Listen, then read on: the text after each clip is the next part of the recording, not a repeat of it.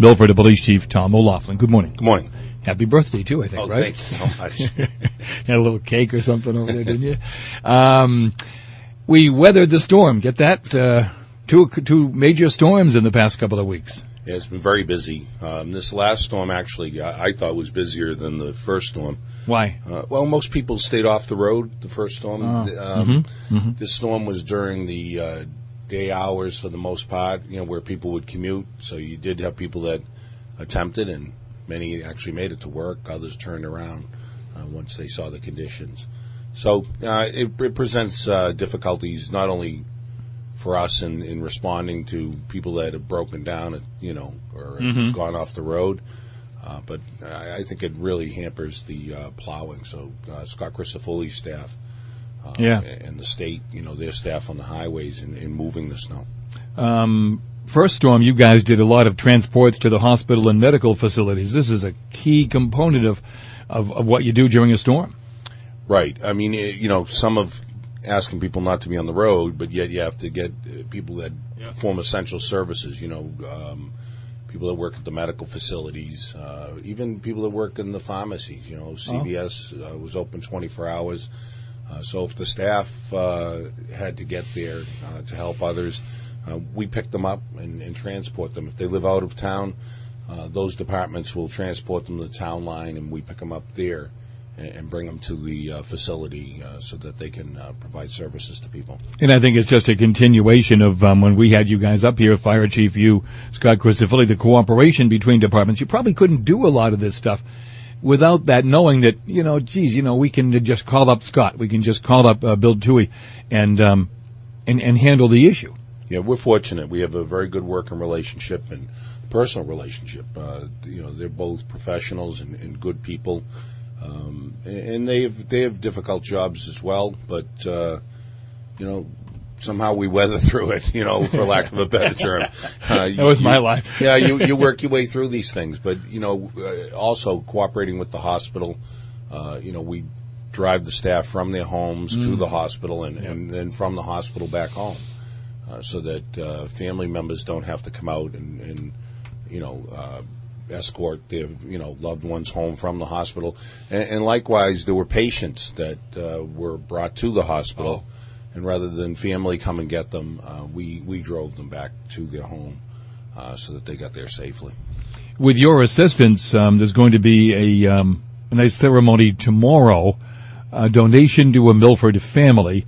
Tell me about this and just why the donation, where it comes from, and about it. Well, as an organization, it's Cops for Kids with Cancer. So it was started by a captain in the Boston Police Department, along with, he was retiring, John Dow, and the superintendent-in-chief, which is the number 2 person in the Boston Police, Bob Fahey. And they started this organization in 2000, and they've given about $1.5 million out to families to help them when they're in this difficult period. They have a child who has cancer, and you have to bring them for treatments, and there are expenses related to that. So as much as there's many organizations that raise funds for research, this organization raised funds to lift up families to help them in their time of need. So we do have a young boy in town who has cancer. The family takes him for treatments, and they're in need of some assistance. So they will give them a donation of $5,000 to help them with expenses related to transportation if the parent or parents have to stay overnight in Boston for treatment reasons. So it's more just to help them out with those everyday expenses that can be really they mount up and can be such a burden that on that side of the equation, it can really hinder or have such a detrimental effect to families. It's just another way to help ease some of the pain. Right. It's to bring the focus where it should be, and that's on the child. On the child, right. So, if you can take away some of those other burdens that they're facing, that's the intent. So this particular family, they fill out a lengthy application form. It's all verified by medical personnel. They have medical personnel on their board of directors. and they go and they verify. And once they do, and they're fairly quick, we submitted the application, we scanned it in the computer and sent it to them, and within a week's time, they were back to me, setting up a date to come here to Milford to get, help this family out.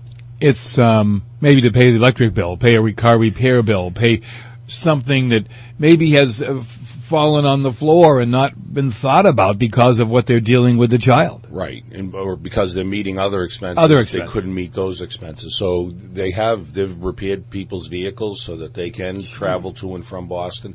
We're fortunate, we have here, the cancer treatment at the Milford Regional Medical Center. So, but even then, you still have to get there. You still have to pay your rent, and you have all kinds of other expenses, or pay your mortgage. So this is just a helping hand, and it started out as a golf tournament between Boston police officers and Irish police officers, from Ireland, going back and forth, and that's where they started to raise money. People, if they want to donate, it's Cops for Kids with Cancer. You can go online and they'd welcome any support, because they've helped almost 300 families now since 2000, and they continue to reach out. Actually, medical people will refer families to them, and that's what happened here. So that's how you got wind of it? Yeah, very, very helpful. Bob Fahey called me. I knew about the organization. I knew he was involved. But he called me and said, look, there's a family in your community. We think that they could use a helping hand. Would you reach out to them? So we did. And the ceremony's tomorrow? Yeah, at the police station, 9:00. They'll come out and present the family with the check. But, our school resource officers knew of this child, and so they verified as much as they knew. And then from there, reached out to the family, and we're going to be able to help them, which is great. Yeah, it's got to be tough, because it's not just the finances, but it's the emotion you go through too. And this money may just ease a little bit of that continuing burden. That's the intent. It's how do you help somebody out, in a time of need, and this is one way.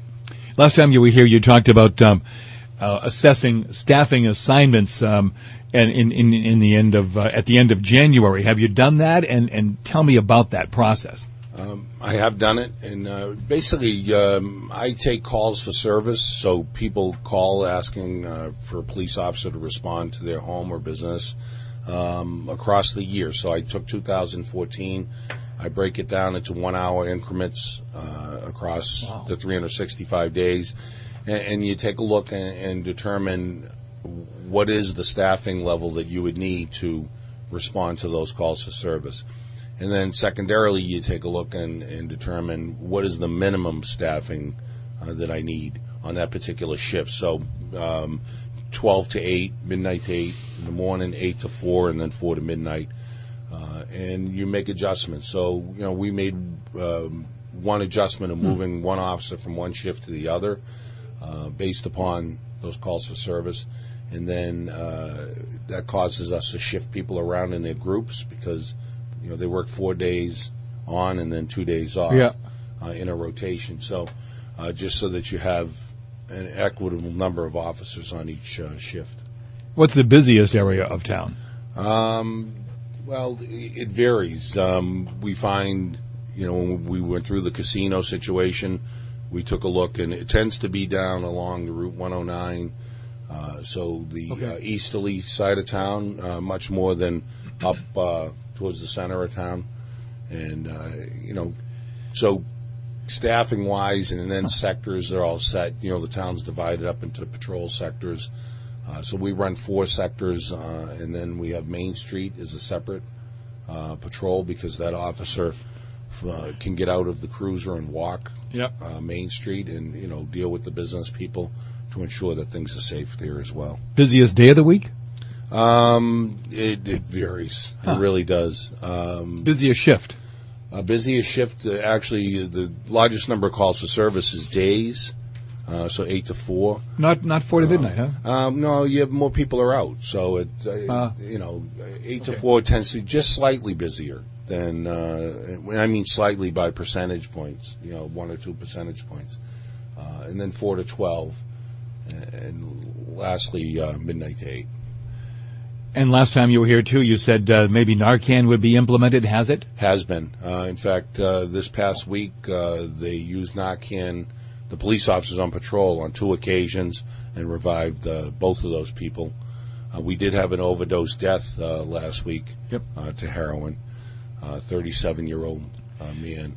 So, but the officers themselves have utilized it twice. And saved lives. This past week, sure, no doubt. Is there a certain time that, say you get the call at 2 o'clock and the person is overdosed, is there a certain time frame where that Narcan has to be administered to save?